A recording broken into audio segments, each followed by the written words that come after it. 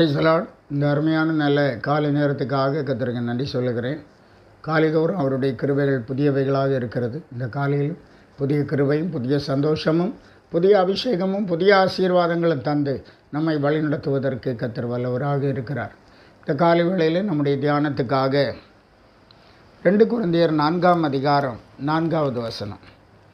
தேவனுடைய சாயலாயிருக்கிற கிறிஸ்துவின் மகிமையான சுவிசேஷத்தின் ஒளி அவிசுவாசிகளாகி அவர்களுக்கு பிரகாசமாகிராதபடிக்கு இப்பிரபஞ்சத்தின் தேவனானவன் அவர்களுடைய மனதை குருடாக்கினான். சுவிசேஷத்தை குறித்து பவுல் சொல்லுகிறார். நாம் இயேசு கிறிஸ்துவை குறித்து என்ன சொன்னாலும் அது சுவிசேஷம். ஒரு ஸ்திரீ அவருடைய பாதத்திலே பரிமள தைலம் பூசினாள். பரிகசித்தார்கள், நிந்தித்தார்கள். இயேசு சொன்னார், இவள் என்னிடத்திலே நற்கரியை செய்திருக்கிறார். அப்போது இயேசு சொன்னார், இந்த சுவிசேஷம் உலகத்தில் எங்கெங்கு பிரசங்கிக்கப்படுமோ அங்கெல்லாம் இவள் செய்ததும் சொல்லப்படும். ஆம், இந்த காலை நேரத்தில் கர்த்தருக்காக நீங்கள் செய்கிற ஒவ்வொரு காரியங்களும் வெளிப்படுத்தப்படும் என்கிறதை நீங்கள் புரிந்து கொள்ள வேண்டும். தேவனுடைய சாயலாயிருக்கிற கிறிஸ்துவின் மகிமையான சுவிசேஷத்தின் ஒளி. இந்த சுவிசேஷம்தான் மகிமையானது. இந்த சுவிசேஷம் தேவனுடைய சாயலாயிருக்கிறது.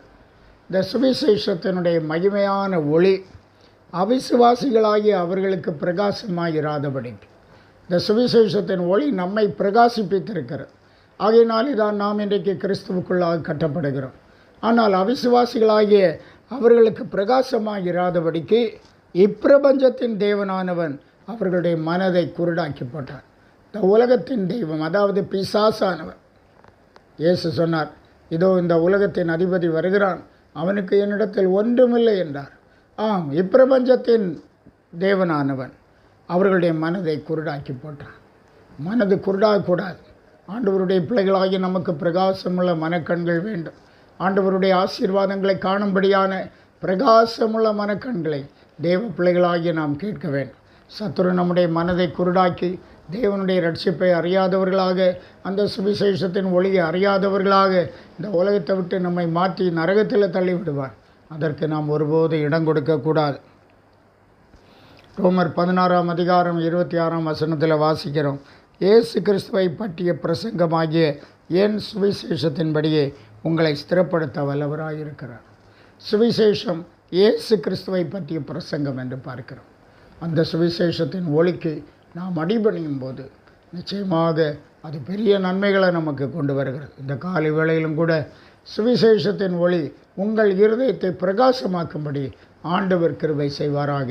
கர்த்தர் உங்களை ஆசீர்வதிப்பாராக. ஜெபிப்போம். மகத்துவமுள்ள எங்கள் நல்ல ஆண்டவரை நாங்கள் துதிக்கிறோம். உடைய சுவிசேஷமானது இந்த உலகத்தில் எங்கெங்கெல்லாம் பரப்பப்படுகிறதோ அங்கெங்கெல்லாம் உடைய ஆசீர்வாதமும் உடைய வல்லமையும் தங்கியிருக்கிறத நாங்கள் பார்க்கிறோம். ஒரு காலத்தில் மிஷனரிகள் இந்த இருள் நிறைந்த இந்தியாவில் கடந்து வந்து உடைய சுவிசேஷத்தின் ஒளியை எவ்வளோ பாடுகளினுடைய பரப்பினார்களப்பா. அந்த ஒளிக்கு யார் யார் கீழ்ப்படிந்தார்களோ அவர்களுடைய சந்ததிகள் இன்றைக்கு ஆசீர்வதிக்கப்பட்டிருக்கிறது. உலகத்தில் ஆண்டவரே, இந்த எங்கள் பிரதேசத்தில் எங்கெங்கெல்லாம் மிஷனருடைய கால்கள் பட்டதோ அந்தந்த பிரதேசங்களெல்லாம் ஆசீர்வதிக்கப்பட்டிருக்கிறத பார்க்கிறோம்.